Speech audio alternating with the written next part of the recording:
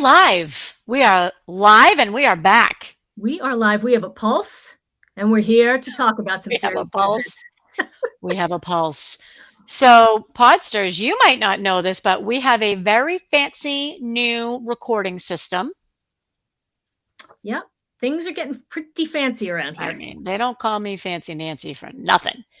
And the reason why we are trying out this new system is because we want to go live with this podcast on LinkedIn. So we're going to try to start virtually streaming them. As you know, Beth and I both have a degree in audiovisual technology. So that's something very easy for us. And as soon as we can figure that out, we're going to be live, baby. So the cool thing about going live is that you can put some comments in. So if you're at your desk and you're on LinkedIn and you see us go live, you can come and join us and be a part of the discussion. How cool is that? That is pretty cool. Pretty cool. All right, you want to jump into it? Absolutely. Absolutely. Take it away. All right, so let's just get into it. So, we want to talk about visioning today. And what exactly is a vision, and what do we sometimes confuse visions with? So, to me, that means that we are confusing visions with dreams. And I'm going to back up for a second because this is really just about deciding what is it that you want. And I think sometimes when people are thinking about those things, they think, oh my gosh, if I make this decision of what I want and it's a real thing and I can achieve it, I can't change it. And that's it. And I think we have to set a vision and we have to work towards it. And what if you do achieve it? Once you get to a certain point, you can always change or alter your vision or expand your vision. And so I think sometimes we get in our own way with that. What do you think, Nancy? Totally agree. I think so. Yes, it's about deciding what you want. I'm getting some feedback. Are you getting feedback? Podsters, we hope you're not getting feedback. Okay. So it's about deciding what it is that you want and being specific. So I would add in being specific. So I want to be a famous public speaker is different than, and maybe this feeds into the second part of this conversation. I want to be a public speaker who speaks to women on big stages and is on Good Morning America. I remember I was talking to a friend of mine about what she wanted, and she said, "I want to be on Good Morning America." I'm like, "Wow, that's pretty specific." So that was great. So the key is not, like I want to be walking down the beach with the sun on my face. You got to be specific, is what I'm Yes. saying, I think. And Right. yes, they can absolutely change. So that's why breaking news, Podsters, the Podsters don't know this. I am not choosing a word. That's right. That's right. I actually love that you made that decision because I knew that you were really kind of back and forth and struggling with it and thinking like I always do this and so I think I have to do it. But it just wasn't working for you. And this also ties into like the vision, right? Of like, oh my God, I have to make this lifelong vision. No, you don't. It's you make a vision that works for you for the amount of time that you can work towards. You don't have to have a word. And if in March suddenly a word hits you, then you can jump on the word bandwagon and you'll have a word for 9 months. It's not, or till next March. You can Totes. do whatever you want. Totes. So, question for you. When you talk about vision, are you talking about for your life, for your business, for a year? Like, let's get specific. Okay, so I think that it's all those things. Like you have to have shorter term vision and you have to have longer term vision, right? And I think as you achieve your shorter term visions, which you're most likely to achieve, that's really what changes how your long term vision is going to shift or not. Correct. Yep, I'm thinking. You're making me think. I made I you love it. think. I saw that You made me happening. I think. saw the process. I know it was a little scary. So Yeah, totally agree. Totally agree. I always, when I think about visioning and when I do it with my private clients, I think about 5-year increments, 5 or 10 years. That's just how I've been conditioned. It's just easy for me to do it like that. So I think 5 years, like in 5 years, where do you want to be? In 10 years, where do you want to be? Because it's easier for me to think, okay, in 10 years, here's the age I will be. And what's interesting is I'm strongly supportive of visioning exercises. I do them more in my personal life than I do in my professional life. How about you? that's interesting. So, yeah, I would agree with you, I guess. I do see it more in my personal life than in my professional life, but I feel like they trigger each other, right? Oh, yeah. I mean, yes, absolutely. They support each other and yeah, absolutely. Absolutely.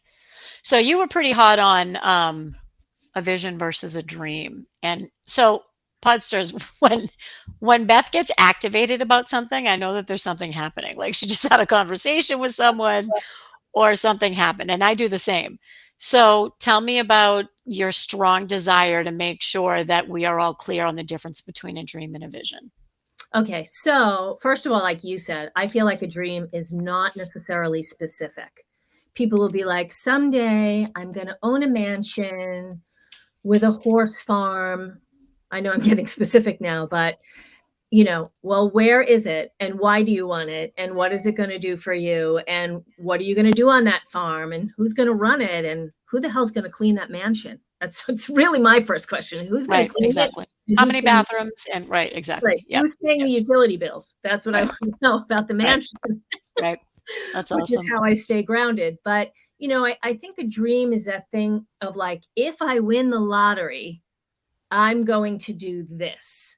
And I think that's great. And we should all have those things because you know what? Somebody has to win the lottery, Mhm. but it's passive. I think having a dream is a little bit passive. And when you have a vision and you see it, as you get closer to it, it should get sharper and sharper, right? Because you're like, okay, I'm going to go to this vision. Like you just talked about speaking, right? And you and I have talked about the fact that I really would like to start to do some speaking. And what do you have to do? You have to start speaking. So I have a gig in a week that I'm speaking in a roundtable networking group. I have a gig in February in a networking group I'm in, and I have a gig in March in a networking group I'm in. And that's like a starting place, right? And it petrifies me, but I'm like, I'm going to get to do this thing. And I know I really want to do it. So you have to start out with your first steps being realistic. I'm not saying, oh, I want to speak like David Sedaris at Symphony Hall. Would I like to eventually? Yes. But I know that's not my first step. So I want to point out something that just happened. So one of the things in my notes was that I said you must speak it to live it, right? Mm-hmm. And what I was getting at with that, as I'm sure you would agree, is you need to claim it, right? And I'm not talking about I will be, a millionaire or I will have 10 grandchildren all running around my feet. I'm talking about as you're doing it. I remember when I left Marriott, so I worked for Marriott Hotels for 25 years. And when I left, people would ask me what I do. And I would start with, well, I used to be a global sales leader at Marriott, and now I do this. And it sounded weird and it sounded awkward. And it wasn't until, and then I started saying, I'm a corporate sales trainer. I'm a public speaker. It wasn't until I said it that I started really believing it. And I was still stuck in that who I used to be. And so Podsters Beth just updated her little name badge on the software to say writer and speaker. However, Miss Writer and Speaker, what you just said was you said, I want to start to do some speaking. That is what you just said, Ah, I see it. I got right? you. And as you're saying it, I'm like, hang up, hold up. You're already speaking. I've seen you speaking. I see everywhere that you're everywhere. So I jumped to this, you have to speak it to live it. So now I guarantee you that when Beth, she just changed her nameplate on the software that says Beth Canals, writer and speaker, right?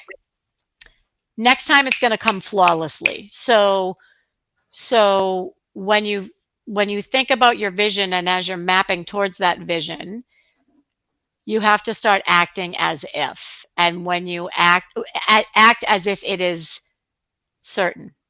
And when you act as if it is certain, that's when your confirmation bias kicks in and you'll start finding people and situations and you will make it happen through your actions. I'm not saying through manifesting.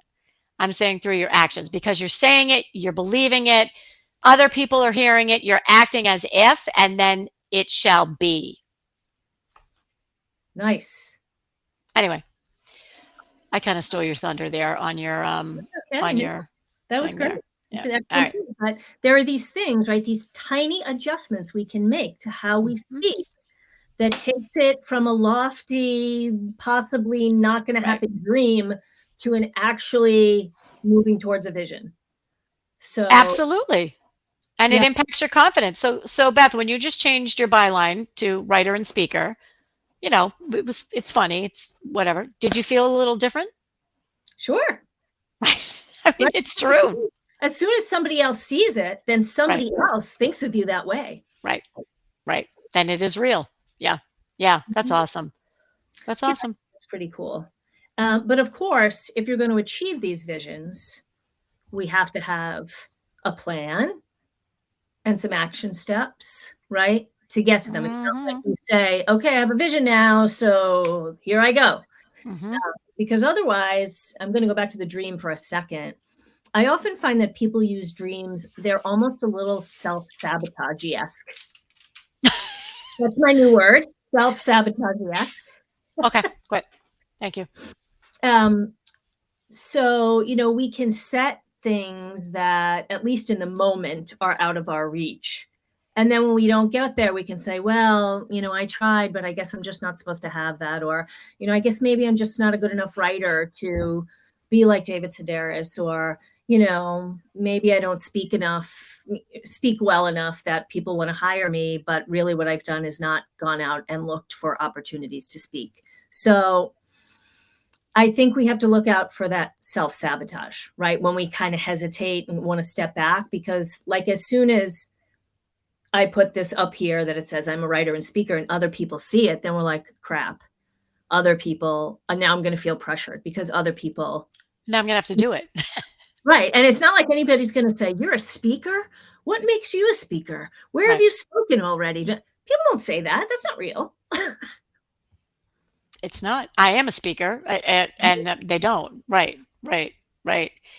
So it's really interesting because the dream being the term dream being self-sabotagey, I agree with you. And what's hard for me with this whole episode is that I don't use the word dream or vision when I'm talking about myself or my business. I might say my vision for this project is, or my vision for this year is, or something like that. I've never used dream and vision. So I was in corporate America for 25 years. Those of you that are listening, I can tell you're twitching. So, well, let's vision it. What's your vision? And tell me your vision, Mike. And how about you, Mary? So it's somewhat triggering in a corporate bullshit bingo perspective. So I always say ultimate outcome. And I actually talk like that. People are like, you don't really talk like that. I do. So I'll be, even if I'm sitting down talking to Danny, right? Like, what's the ultimate outcome? What do we want? If we're planning for our retirement, what do we want that to look like? And I'm very, very specific. So the self-sabotagey, what'd you say? Self-sabotage-esque? Sabotage esque. Thank you. Um, I do think it's passive. I do think it's passive. And I never use it. Do you use that word? Self sabotage esque. No, dream. If Okay. All right. I'm Mhm. joking around, I do, Yeah. but I Yeah. don't say, "Oh, I have a dream that I want this." I mean, there's just kind of like I don't know if it's a helplessness to it, or I No, guess I agree. where it's like, "Okay, my vision is this. I'm headed towards it." I feel like it's like looking down the road, and seeing the horizon line and Yeah. What's going to get me closer? Yeah. So you mentioned you have to actually plan and do things, right? You can't just leave it. You have to execute on it.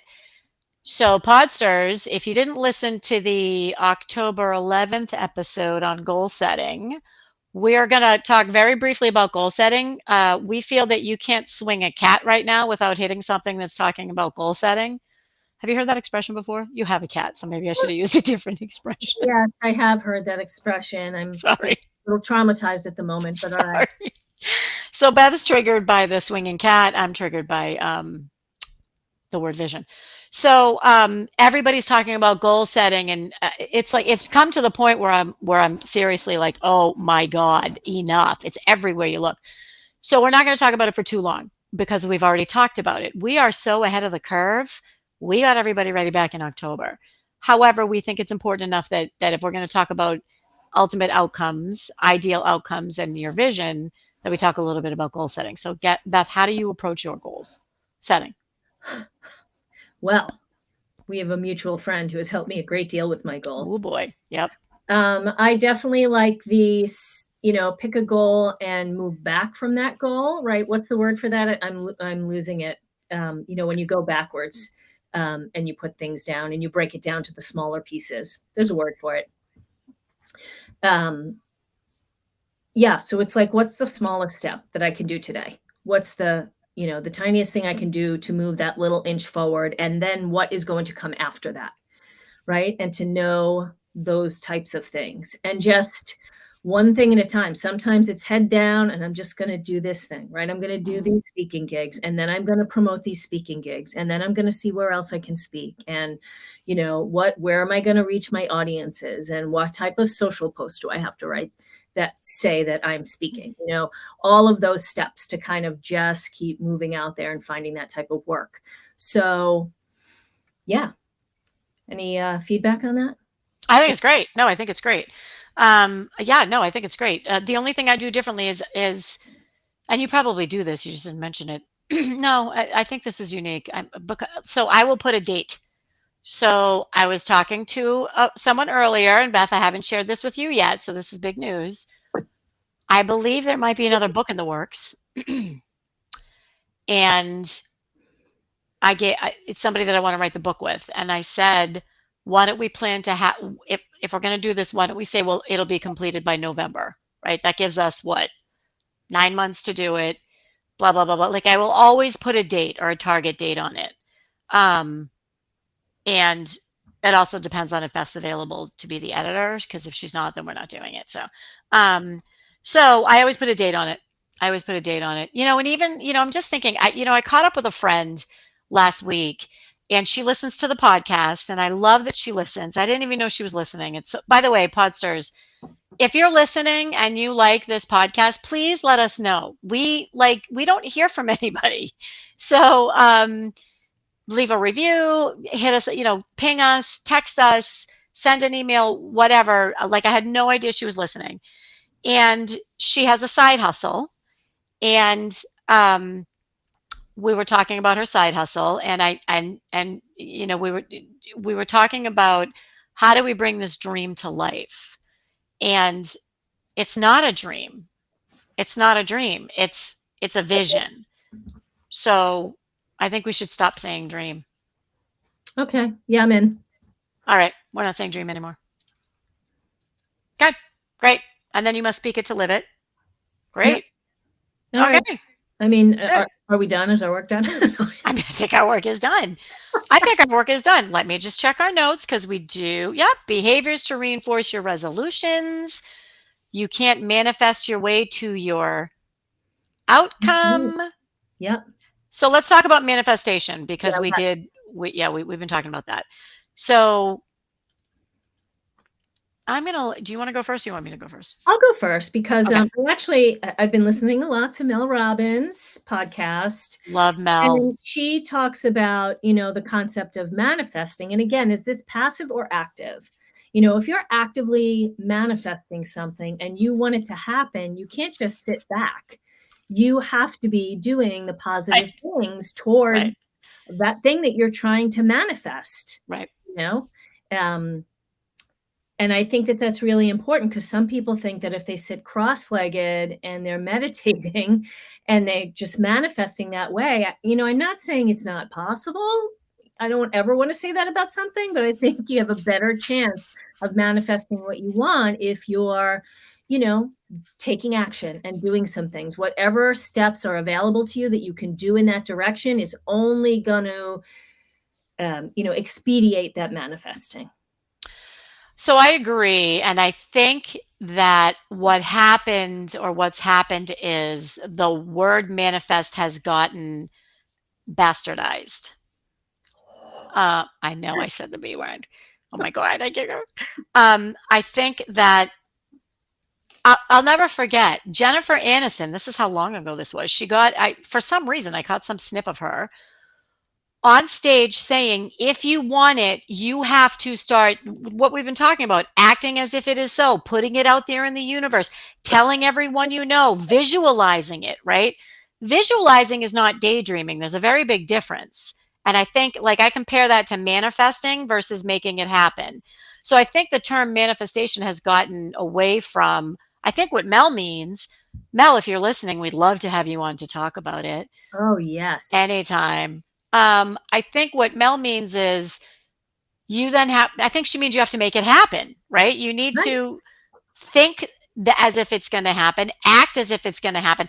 And I think some people think manifestation, to your point, you did forget the candle when you were sitting cross legged doing a Oh, meditation. Maybe that's why yeah. it didn't manifest. And I'm not making fun of we're not making fun of the concept of meditating and No. living it at all. What we're saying is manifesting really is about going out and making it happen instead of saying, oh, I wish someday I could do this. It's about changing your words. I'm going to do this. I'm putting the universe on notice that this is happening. Putting the universe on notice. Put that universe on notice. Absolutely. I can't think of a better way to end. Can you? I can't. I just can't. I can't either.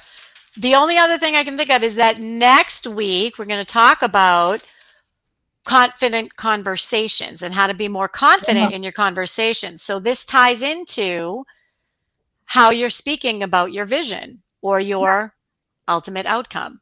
right. It's how to be more confident. So we're going to talk about, oh yeah, this is going to be big. And I think it's great timing because if you are in the corporate world, you're getting ready for your performance reviews where you need to advocate for your 2 to 5% salary increase. And if you are in the business world, Beth, what are a lot of your clients doing right now? What are a lot of people doing right now? A lot of the times they're launching new services, they're raising their prices, they're refreshing their branding, their brand messaging, Mhm. which I love to help them with. Um, yeah, so there's a lot going on, right? Everybody's kind of gearing up, getting into the speed, and they're like, "What can I do to, up level?" Which I really don't like to say that word, but I'm going to say it here today. To get to the next place in their business. I love it. So you have a program for them to do that, right? Well, I actually have a content workshop Yeah, that's what I coming mean. up on Yeah. the 18th. Yep. So they can get their social media together and learn a little bit about creativity and how it works for you and how does it help things go faster and how does it help things be more fun so that people aren't, cringing because they have to write their content. So How long is the program? it's 3 hours, 10 to Is 1 on the a 18th. great Wow, so it's a one-day program, Yep. Half day, January 18th or Feb 18th? January 18th. So a couple seats left. Awesome. And how could they book that if they wanted to? Oh gosh, I guess I can put the link in the show notes. In the show notes. Yeah. So the link will be in the Woo-hoo! show notes. That's great. So the podsters are going to hear this the day before the workshop. So That's right. it will probably be sold out, but I think Beth can probably squeeze you in because is it live or virtual? It is virtual on Zoom, Great. So it's not too late, right? Anybody can sign up. Eastern Standard Time. Eastern Standard. That's cool. And I have applications open for my private 2-month coaching program. So those are already in the show notes. So that's the scoop, guys. If you wanna work with either of us, that's how you can do it. If you want to learn how to be more confident in your conversations, come back next week and get ready because we are going to blow it up on Oh, LinkedIn. I love it. I love to talk Blow about it up. confidence. All right. Bye bye. Bye.